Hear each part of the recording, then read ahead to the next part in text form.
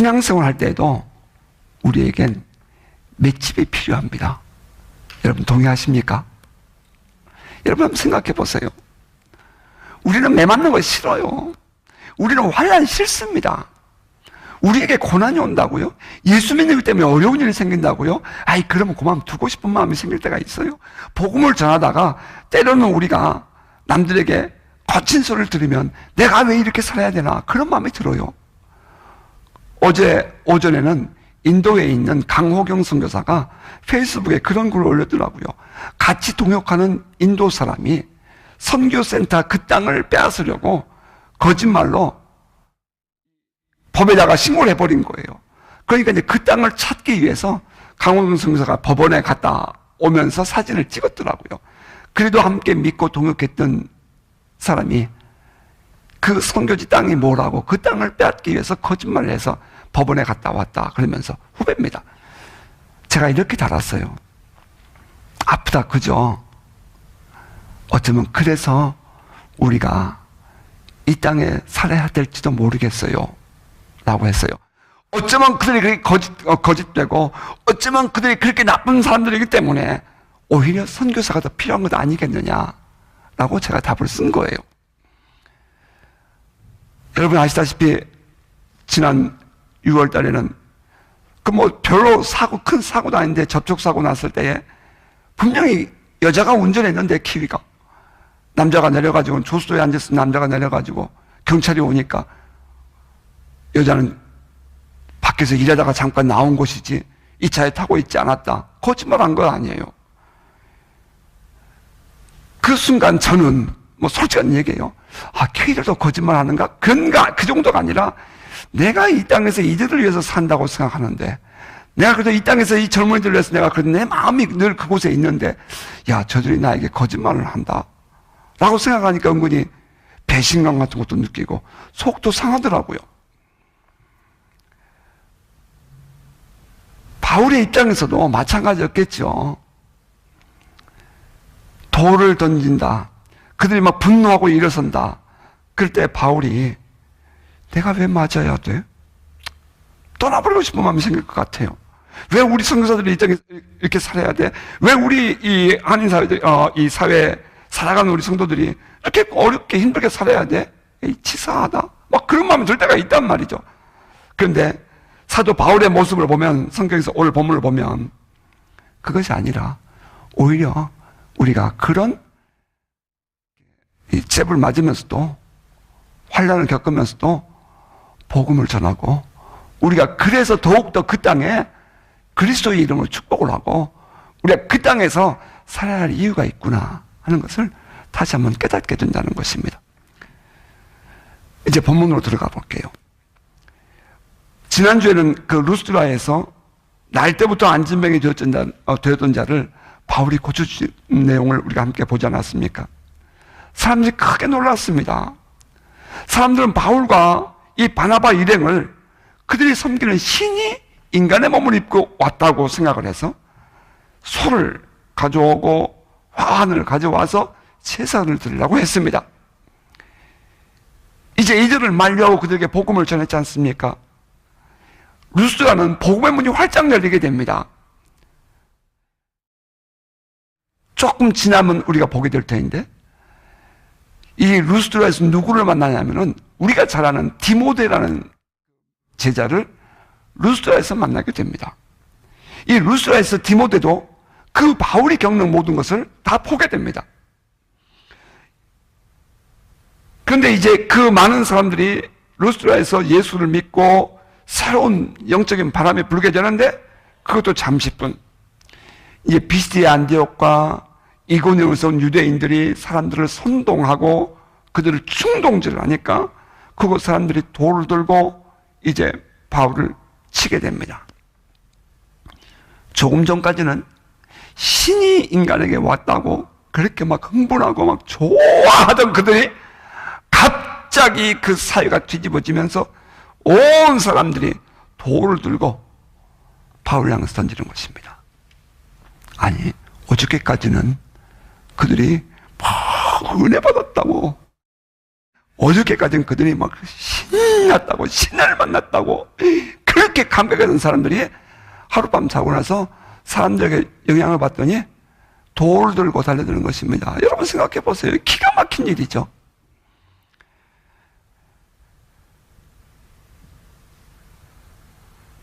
적어도 그들의 눈에 이 쓰러진 바울은 죽었습니다. 성경은 이렇게 시작하지요. 본문은 유대인들이 안디옥과 이고니온에서 와서 무리를 충동하니 그들이 돌로 바울을 쳐서 죽은 줄로 알고 시외로 끌어내치니라. 글쎄요, 바울이 돌에 맞으면서 지난날 자기가 사람들과 함께 돌을 들고 던졌던 그 스데반 집사를 생각했을지는 모르겠어요. 이 피투성이가 된 바울, 어쩌면 기절했을지도 모르고요, 어쩌면 그는 진짜 죽었을지도 모르겠어요. 그의 제자들이 버려진 그 시신 혹은 그 바울 주변에 둘러섰는데 갑자기 쓰러졌던 사람이 벌떡 일어납니다. 그리고 먼지를 툴툴 털고 조금 전에 돌에 맞았던 그 루스드라 성으로 또 들어갑니다. 뭐 어떤 사람은 그가 기절했을 것이다라고 말하는 사람도 있고요. 또 어떤 사람은 그가 진짜 죽었는데 주님께서 그를 살리셨다라고 말하는 사람도 있어요. 뭐 아무런 어떻겠어요.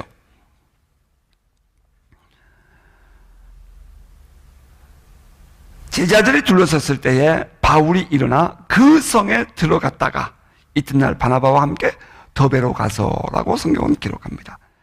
적어도 사람들이 볼 때에 그는 돌에 맞아 죽었습니다. 근데 그가 벌떡 일어나서 다시 루스드라로 그 성으로 들어갔다가 그날 밤을 지내고 바나바와 함께 약 20마일 떨어진 1마일이 1.6km니까요. 약 32km 떨어진 더베로 이동해 갑니다. 그리고 또다시 복음을 전합니다. 그 복음 전하다가 돌에 맞아 죽은 것입니다. 그 복음 때문에 그 많은 사람들이 분노하는 속에서 피하기도 했습니다. 그런데 이 바울과 그의 일행은 또 그 복음 전하러 더베로 가는 것입니다. 여러분 상상이나 되는 일입니까? 그런데 바울은 그렇게 했다고 성경은 기록합니다. 죽었다가 살아났는지, 돌에 맞아서 기절을 했다가 다시 깨어났는지, 어떻든 간에 그런 과정을 지내면서도 바로 이어서 또 복음을 전하러 가는 그 바울의 모습 묵상하다가 저는 우리 블레싱 집회할 때가 생각이 났습니다. 여러분 기억하시나요? 저는 지금도 눈에 생생합니다. 180일째 되는 날 저녁이었어요. 그날 저녁은 우리 소천하신 임권사님이 그 전전날 눈에 있었던 이 쇠 부치가 수혈단 파편이 녹아서 없어진 간증을 한 날이었어요. 임권사님은 그날 간증을 하고 우리 모두가 다 너무 좋았죠. 저는 그때 3일 금식을 하고 바로 그날 이제 보호식을 하는 날이었습니다. 뭐 매일 집회하면서 말입니다. 밤 2시쯤 배가 너무 아팠잖아요. 그래서 병원에 갔어요. 참을 수가 없어서. 뭐 아무리 기도해도 안 낫는 걸 어떻게 해요. 그래서 병원에 갔죠. 금요일 날 밤이었습니다. 그러니까 토요일 아침이었죠. 의사가 검사를 다 해보더니 하는 얘기가 장이 붙었대요. 아, 나 우리 지금 밤마다 집회하고 있어서 나 가야 된다. 오늘 퇴원해야 된다. 내가 그랬더니 병원에 들어올 때는 내 마음대로 들어와도 나갈 때 마음대로 안 되잖아요. 의사 사인이 있어야 나가는 거잖아요. 안 된대요. 그러면서 옆에 같이 온 다른 닥터한테 내일 아침 7시래요. 내일 아침 7시 수술한대요. 그러니까 주일 아침이에요. 그래서 주일 아침 7시 이제 수술을 한다 하니까 못 나가고 있는 거 아니겠어요? 뭐 계속 통증 왔다 갔다 하는 것이고요. 주일날 아침에 7시 반에 수술실 들어가서 이제 뭐 3시간쯤 했을 거예요. 그 수술하고 이제 나왔죠? 참 공교롭게도 그 최중림 목사님, 지금은 네팔에 선교사로 계십니다. 은퇴하신 분이세요. 그때 위암 수술을 하고 그분도 회복하신 이후에 곧 조금 일찍 은퇴를 하셨고요. 그리고 이제 호주와 뉴질랜드를 다녀가신다고 공교롭게도 토요일 날 새벽에 도착을 하셨어요. 저는 금요일 날 저녁에 2시에 입원을 했고요. 목사님이 새벽에 도착하셨는데 제가 강단을 지킬 수가 없잖아요. 그래서 선배 목사님이라서 목사님 우리 이 집회 밤마다 하는데 목사 모시기 위해 설교 좀 해주세요. 그리고 제가 토요일 날 저녁부터 이제 부탁을 드리고 저는 이제 병원에서 수술을 했어요. 마음은 여기 와 있었죠. 하나님께서 어떻게 하시는지 그게 궁금하고 하나님이 치유하시면 된다는 마음에 불이 있으니까 온통 마음은 여기 있었어요. 하루라도 빨리 퇴원하고 싶어서 수요일 날 퇴원하겠다 했더니 안 된대요. 그래 목요일 날 아침에 또 퇴원하겠다 했더니 그러면 이따 의사가 올 거니까 의사에게 물어보래요. 그렇게 해서 목요일 날 퇴원했지 않습니까? 여러분, 수술을 마치고 주일날 이제 낮에 의사가 와서 수술 경과를 얘기하는 거예요. 배를 위에서 아래로 다 똑같이 다 쬐어요. 창자를 다 꺼냈어요. 꺼내서 보니까 과거에 수술을 한번 했을 때에 장을 꺼내다 집어넣은 그 자리가, 그러니까 그 장들이 외벽에 가서 염증이 생겼더라는 거예요. 그러니까 그냥 뒀으면 모를 뻔했죠. 그런데 공교롭게도 이제 CT를 찍어서 그걸 아는 것이 이게 다 장이 붙은 것을 알았으니까요. 그런데 꺼내서 보니까 몇 군데가 염증이 있는 것을 발견하고, 그러니까 훑었다고 이렇게 표현하면 좋겠죠. 쫙 보니까 염증이 있어 이걸 뜯어내고 다시 꿰매고, 그리고 이제 장 붙은 것을 다시 집어넣은 거예요. 그러니까 장을 꺼냈다가 다시 집어넣으면 장이 자기 자리를 잡을 때까지는 배가 이만합니다. 산더미 이만해요. 이게 꿈틀꿈틀 하면서 움직여서 자기 자리를 들어가야 되거든요. 그냥 집어넣는단 말이에요. 주일날 수술을 했어요. 월, 화, 수, 목, 이제 날짜로 보면 사일째 되는 거 아니에요. 퇴원을 하고는 복대를 하고, 복대가 뭔지 아시죠? 허리에 복대를 하고 제가 단에 선 거 아닙니까? 지금 생각해보면 어떻게 그게 가능한가 싶어요. 복대를 하고 단에 섰어요. 그리고 그날 저녁에도 설교하고 그날 저녁에도 우리가 집회했잖아요. 하루라도 좀 더 조 목사님, 조 선교사님 쉬었다 가시라고 그날 저녁은 제가 설교했어요. 그리고 곧 가셨잖아요. 배가 산더미만 해요. 여전히. 그 복대로 딱 흘러내리지 말라고 이 스테플을 해놓고, 그리고 테이프를 이날은 붙여주잖아요. 수술한 곳에. 그리고 그 상태 그대로 그냥 복대로 묶어놓고 집회를 했으니 이게 가능한 일이냐고요. 근데 가능하더라고요. 해보니까. 이게 성령의 은혜지요. 주의 은혜예요. 그리고 한 열흘 있다가 기도하다가 야, 우리가 하나님을 예배하면서 찬양하면서 예배하고 싶은 마음이 또 감동이 와서 오늘 저녁에는 찬양팀들 찬양으로 예배한다. 그렇게 해서 15일째 되는 날이에요. 수술 이후에. 뛰면서 같이 막 우리가 찬양했잖아요. 놀라운 일이 났어요. 부어있었던 배가 뛰면서 찬양하는 가운데 배가 들어가 버렸어요. 장이 자기 자리를 찾은 거예요. 저는 좀 부끄럽지만 지금도 이렇게 오른쪽 배가 약간 불러요. 여러분들은 모르죠. 이렇게 누워있으면 저도 오른쪽이 약간 부어요. 수술했던 그쪽에 부어있어요. 그러니까 잠을 자면 뭐 인터넷에서 보니까 이렇게 왼쪽으로 자면은 조퇴돼요.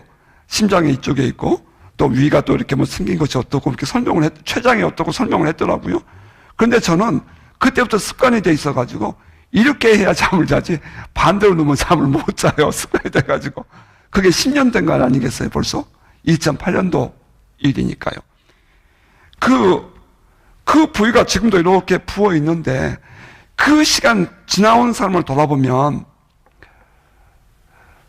돌에 맞았다가 죽었다가 다시 살아났던 바울이 과연 루스드라로 들어갈 수 있다는 것이 이게 사실일까? 하는 질문을 가지면서 저는 갑자기 그때가 생각나면서 오버랩이 되면서 그래 이거 가능하다. 성령이 하시면 된다.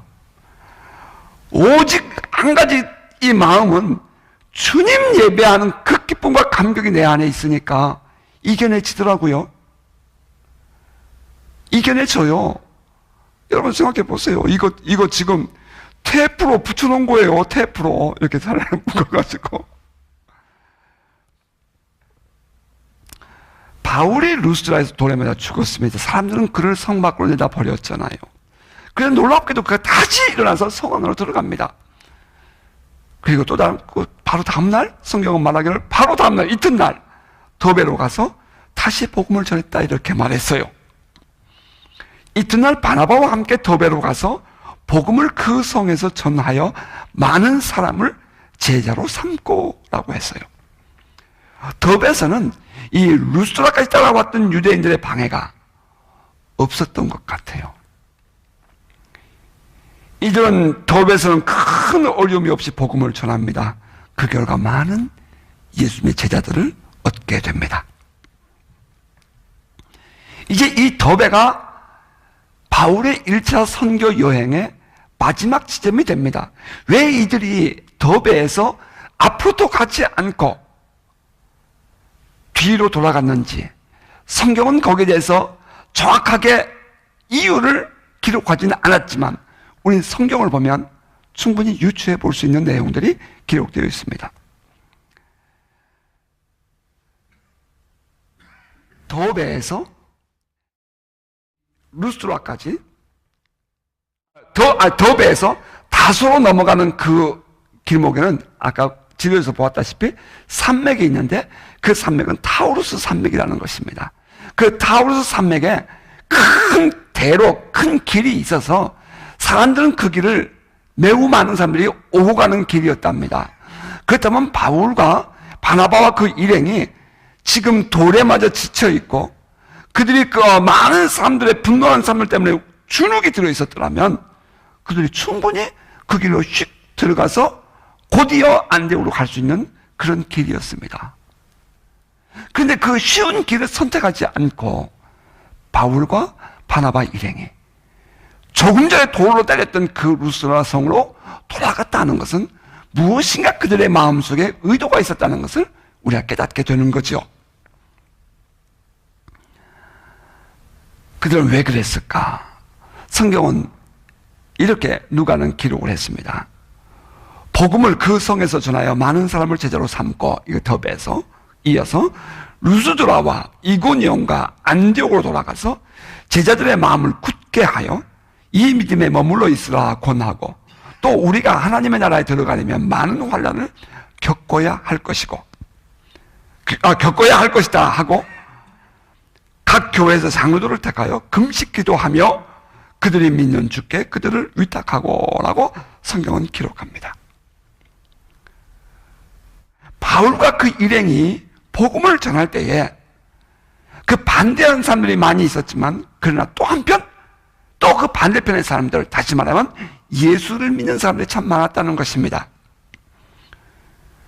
이 예수 믿는 사람이 많아지면 많아질수록 바울이 가는 곳마다 많은 사람이 모이면 모일수록 시기 질투심에 사로잡혀 있었던 유대인들의 핍박은 더욱더 심했습니다. 그런데 그들은 그냥 단순히 유대인들이 아니라 나름대로 그 지역 사회에서 사람들에게 인정을 받고 있는 또 사회적으로 이 힘을 가진 유력한 사람들과 관계를 하고 있는 사람들이었습니다. 그러다 보니 선동된 그들이 바울만 괴롭힌 것이 아니라 이제 이 예수를 믿는 이 신앙을 가진 사람들을 괴롭힌 것입니다. 루스드라에서 돌을 맞아서 죽었습니다. 돌을 치던 바로 그러나 그들 때문에 지금 고난을 당하고 있는 예수 믿는 신앙인들이 있었다는 것입니다. 뿐만 아니라 이고니온에서 그렇게 많은 사람들이 예수를 믿었는데 또 반대하는 사람들이 일어나니까 또 그들이 또 기가 죽습니다. 또 약해집니다. 안디옥은 어떻겠습니까? 마찬가지 아니겠습니까? 바울이 생각을 할 때에 돌아가야 한다는 것입니다. 내가 지금 그냥 다소를 통해서 안디옥으로 돌아가면 저 뒤에 남은 저들은 어떻게 하냐 이 말입니다. 그러니까 바울은 엊그저께 나에게 돌을 때렸던 바로 그 루스드라 성으로 또 돌아갑니다. 그럼 그들을 만납니다. 그들에게 마음을 단단히 먹어라. 단다이 모레이, 단다이 무레이, 그런 거죠. 단다이. 마음을 굳게 먹어라. 그리고 이 믿음을 지켜라. 저 유대인들이 뭐라고 말한다고 기죽지 마라. 믿음을 지켜라. 지금 우리가 믿고 있는 이 믿음이 진정한 믿음이다.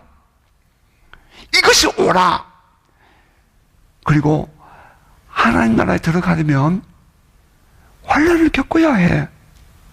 이렇게 말을 하는 것입니다. 하나님 나라에 들어가려면 환난을 겪어야 한다는 이 말이 이게 말이 될 얘기입니까? 우리는 그 고난 중에 있는 사람에게 예수 믿어 고난이 없어져. 질병 중에 있는 사람에게 예수 믿어 병이 고쳐져. 우리는 이렇게 말하고 싶은데 거꾸로 바울은 그들에게 말하기를 하나님 나라에 들어가려면 환난을 겪어야 해. 이겨내야 돼. 이렇게 말을 해주는 것입니다.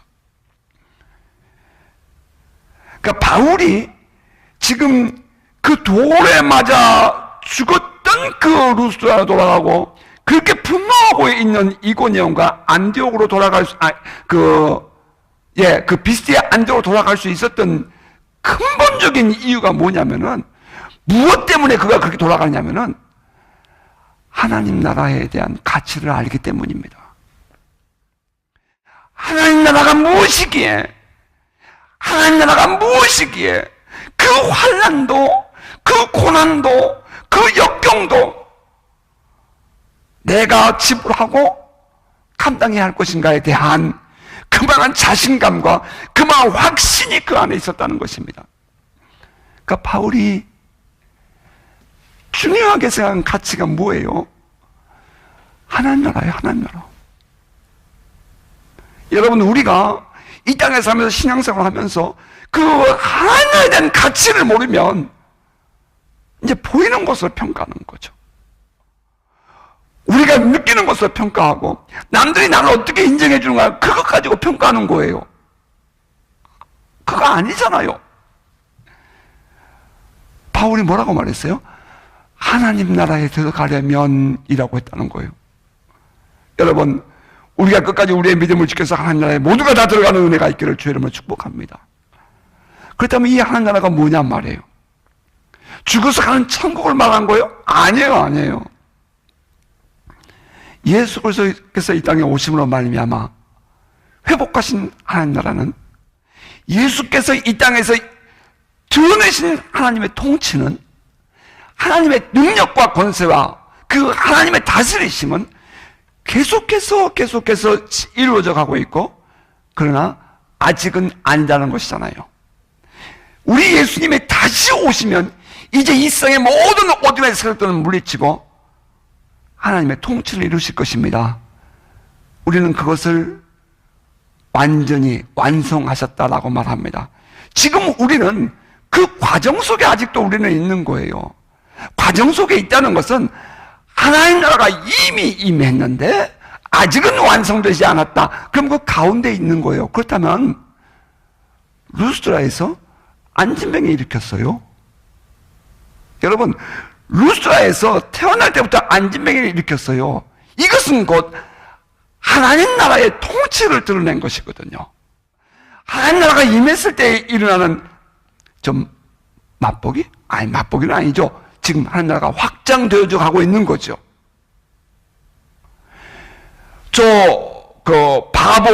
구브로선 바보에서는 거짓 선지자 엘루마, 바예수라는 그 거짓 선지자 마법사지요. 무당이에요. 그 영적 싸움에서 바울이 너 앞으로 보지 못할 것이다, 잠시 못 볼 것이다 그랬더니 갑자기 맹인이 되잖아요. 뭐 그런 일도 일어나면서 지금 바울이 가는 곳마다 하나님 나라의 복음이 확산되어 가고 있고 많은 영혼들이 하나님의 통치 속으로 들어온단 말이에요. 다시 말하면 하나님 나라로 들어오고 있다는 거예요. 영혼들이. 근데 그 하나님의 우리 주님의 완전히 임하셔서 이루실 그날까지는 믿음을 지켜야 할 것 아니에요. 오늘날 제가 참 가슴 아프게 생각하는 것은 바로 이런 부분이에요. 예수 그리스도의 이름의 권세와 성령의 기름 부으심으로 말미암아 나타난 능력은, 이것은 바로 하나님의 나라가 지금 우리 가운데 이루어지고 있다는 것을 보여주는 것입니다. 하나님의 나라가 지금 우리 가운데 임하여 있어요. 그래서 우리가 병든 자를 위해서 예수 이름을 명령하면서 기도합니다. 성령의 기름 부으심이 함께하여 그가 치유됩니다. 묶인 자들이 자유케 됩니다. 귀신 들린 자들이 벌벌 떨면서 넘어지고 귀신이 떠나가기도 합니다. 그런 일들이 일어날 때에 저 사람들은, 또 다른 사람들은 극단적인 신비주의니 어떤 이니 비난하고 정죄하고, 사도 바울이 이런 일을 행할 때마다 유대인들이 펄펄 뛰고 난리법석을 부립니다. 그런데 이 얼마나 이것이 우스꽝스러운 얘기냐고요. 이게 얼마나 어리석은 말장난이냐고요. 난 정말 그들의 모습을 보면 가슴이 아파요. 아니요, 하나님 나라가 지금도 우리 안에서 진행되고 있음을 보여주는 것입니다. 하나님 나라가 지금도 우리 가운데 이루어져 가고 있어요. 이루어져 가고 있어요. 지금도 프로세싱 진행 중이라고요. 그래서 사도 바울은 그 루스드라와 이고니온과 비스티아 안디옥을 다시 돌아가서 그들에게 말하기를, 우리가 하나님 나라에 들어가려면 환난을 겪어야 할 것이다 하고 가르쳐 주었다는 거예요.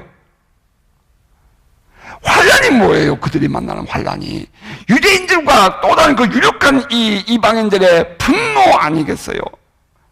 당시에 로마의 황제 시저의 이 기독교를 박해하는 그런 모습들 아니겠느냐고요. 지금 AD 48년경 얘기예요. 그러니까 지금 이 어려운 환경 속에 있는 그들에게 특히 이들을 반대하고 있는 것은 이 율법주의자들이거든요. 예수를 믿음으로 말하면 우리는 구원을 받는다고 말하는데, 그들은 꼭 율법을 행해야 구원을 받는다고 말한다 그랬잖아요.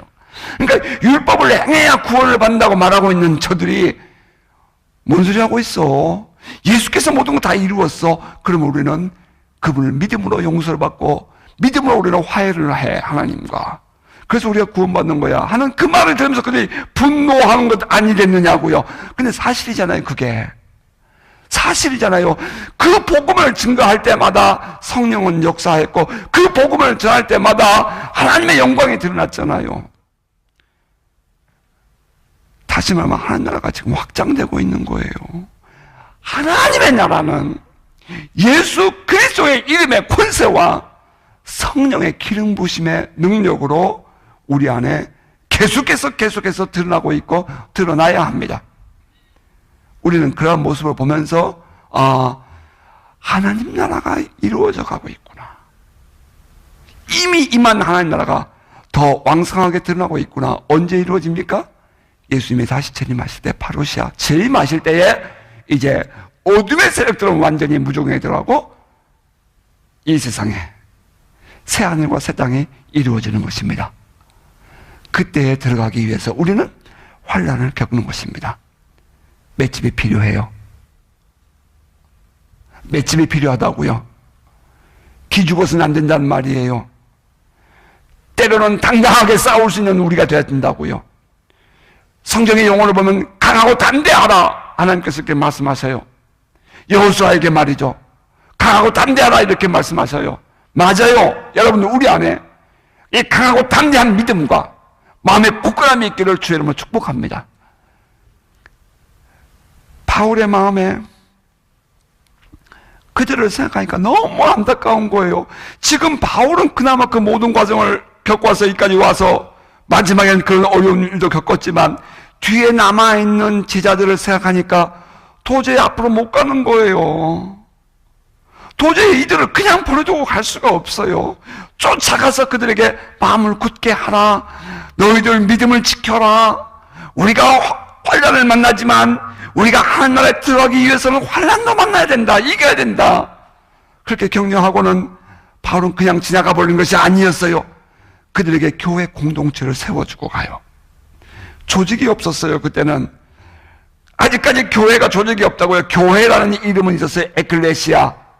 그들로부터 나온 사람들이죠. 그 에클레시아 교회라는 이름은 있었지만 조직이 없었다고요. 이제는 그 공동체를 돈독하게 굳건하게 만들어주는 일을 하는 거예요. 뭘 해요? 장로를 세우는 거예요. 그때의 장로는 오늘날의 교회 장로와 달랐어요. 여러분 아시죠? 이 신약시대의 장로라는 것은 그 오늘날 교회 안에 이런 장로가 아니에요. 그 교회의 영적 지도자예요.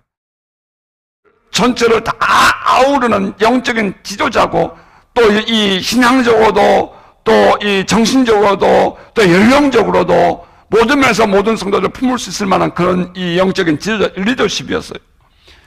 그 장로들을 가는 곳마다 교회를 세우는 거예요.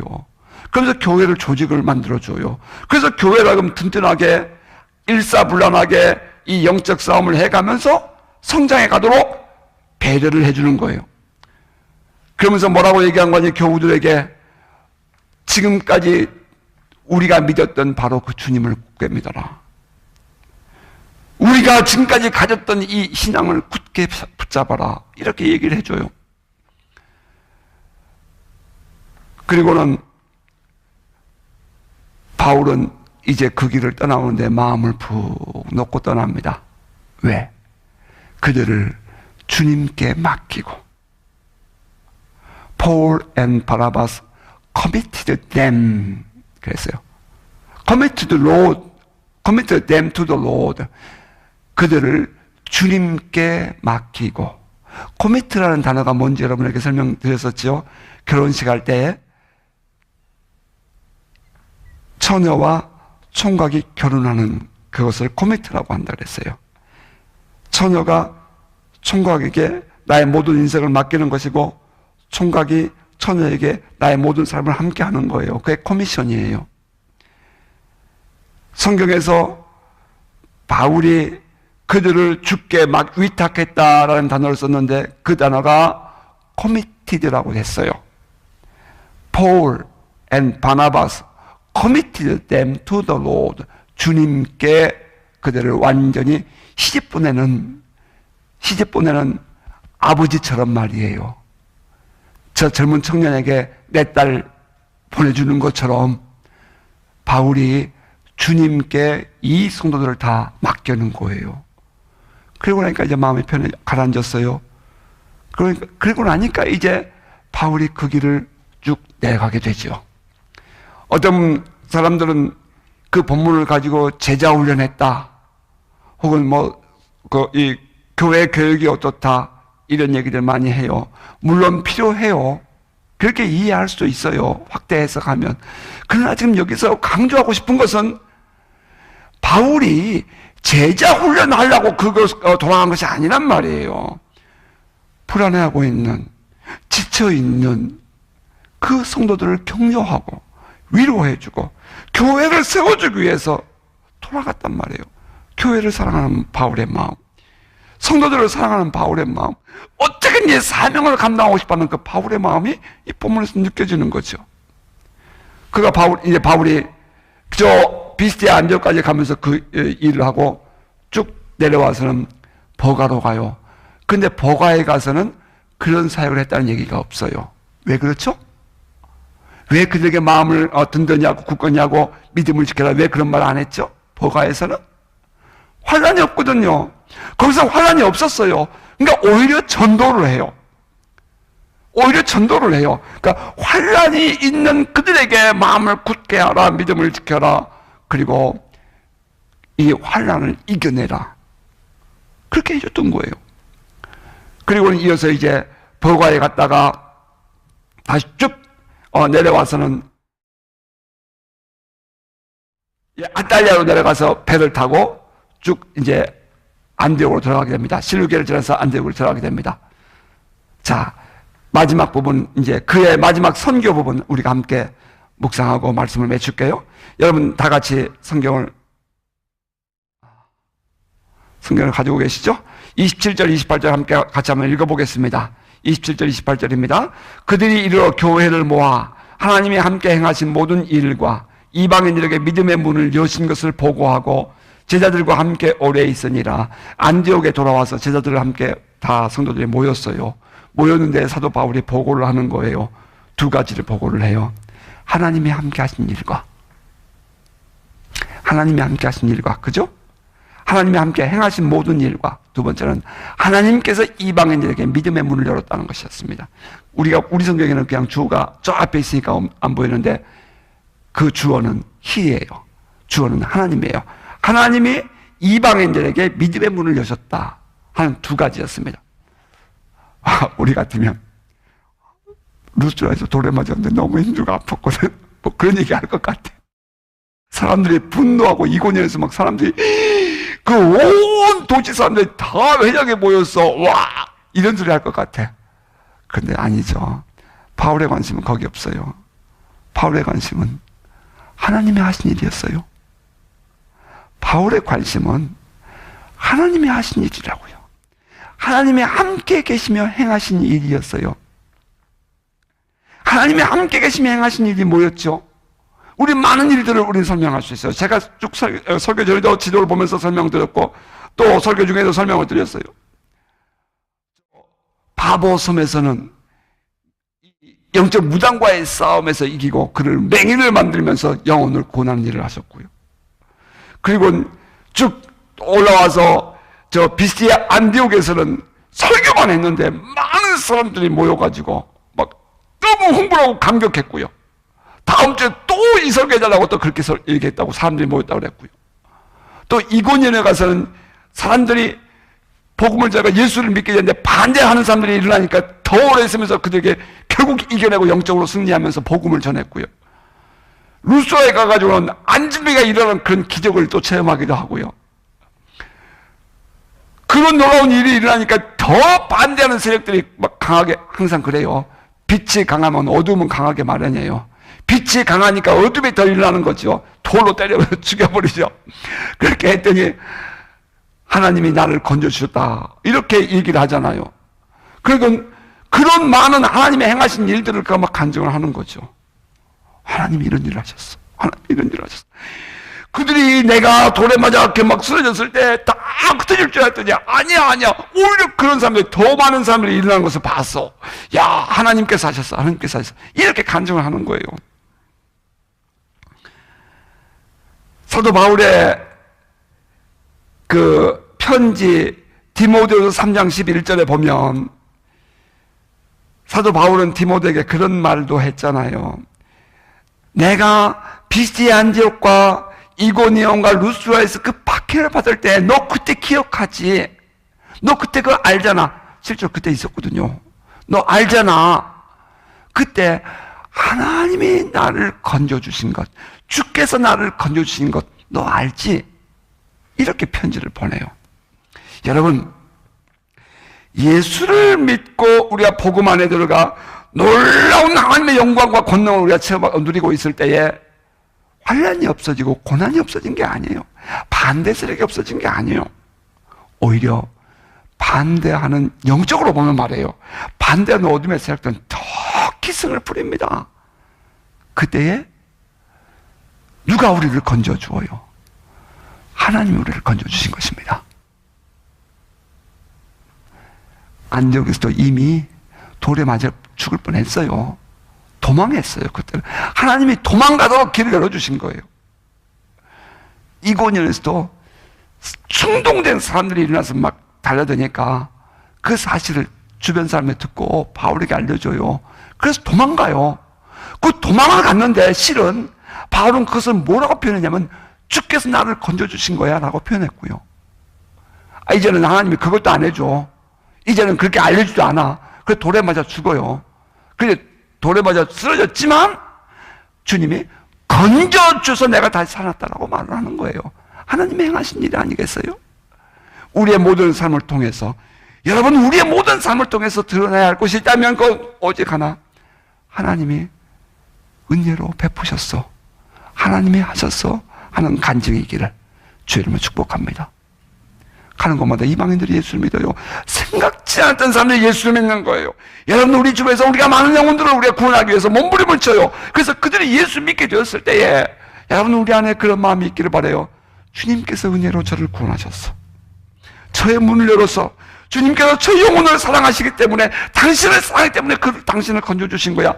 그 고백이 정말 우리의 고백이기를 주의 이름으로 축복합니다. 말씀을 맺겠습니다.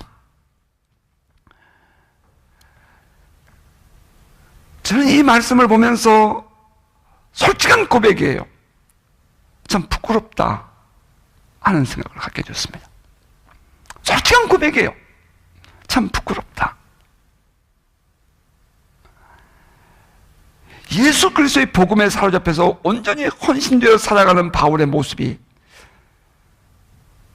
좀 솔직한 얘기로 저를 한없이 부끄럽게 만들었습니다.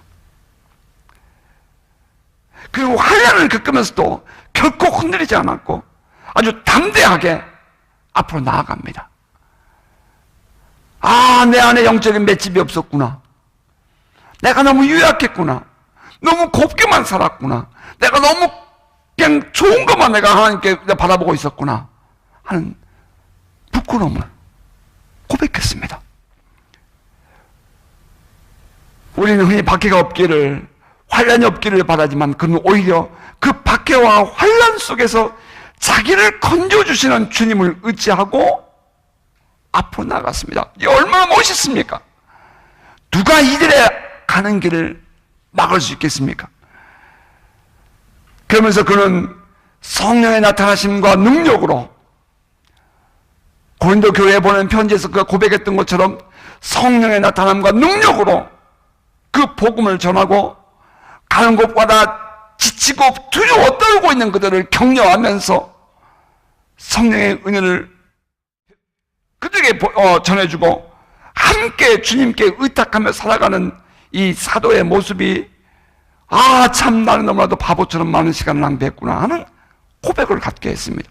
뿐만 아니라 이 사도가 그들을 격려할 뿐 아니라 격려로 끝나는 것이 아니라 그들에게 교회를 조직케 하고 장로를 세우게 하고, 그래서 교회를 세워준 이후에는 commit them to the Lord, 그들을 완전히 주님께 시집을 보내면서 완전히 그들을 주님께 위탁하여 맡기면서 돌아오는 바울의 발걸음이, 야, 이제 우리 다시 한번 우리 자신들을 돌아봐야 할 것 아닌가, 내 자신의 신앙생활을 다시 한번 돌아봐야 하는 것 아닌가 하는 부끄러움을 저는 느꼈습니다.